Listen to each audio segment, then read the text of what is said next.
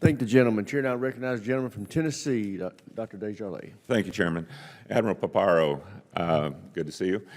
You noted that PLA activity around Taiwan jumped 300% last year, including what you described as dress rehearsals for potential invasion. What indicators are you watching most closely to assess whether those rehearsals are moving towards actual preparations for imminent conflict? We watch the transloading of equipment, of personnel, of ordnance. We look deeper into some of the non-military instruments of national power for the People's Republic of China in order to gain back strategic and operational warning to give us early leverage to position a force to respond to conflict. Okay.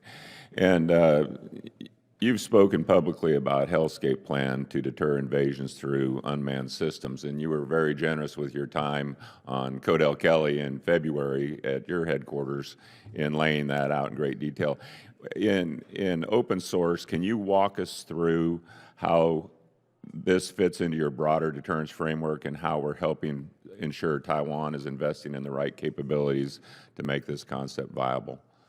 Yes, sir. As discussed in the Black Sea, there are spaces where the force need not gain air superiority or maritime superiority, but just deny it to the other at low human cost.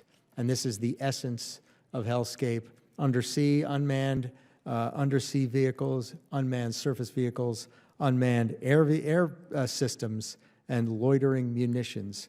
Summing those, operating them within one common command and control framework to be able to put them to that best use. And Taiwan, for that matter, is also making those investments, and those investments are and must be aligned to the investments that we're making. Good, thank you. And Admiral, last week the U.S. and Chinese military officials held their first working-level maritime security talks since the start of this administration. Can you update the committee on how these conversations went and how you see their value in the current environment? Both sides were very direct. They were conducted professionally, and we lodged several inputs into the discussions about unsafe, unprofessional behavior, the deployment of flares in front of our partner nations' vehicles and I should say aircraft, dangerous maneuvers around ships. And it's an important dialogue that we had, and I feel confident that the People's Republic of China caught the message. Okay. And you touched on this briefly with Mr. Whitman, but just a little deeper dive. We often hear that alliances are our asymmetric advantage, and I agree with that in principle. But how do we ensure that those relationships remain net contributors to deterrence rather than creating dependencies? And what have you already seen that you would like to see over the next year or two that would signal they are stepping up in the face of the PLA threat? Greater investment in their own defense from a standpoint of percentage of their GDP, their gross domestic product, as an indicator. Acquiring the right systems that are interoperable among all of the partners.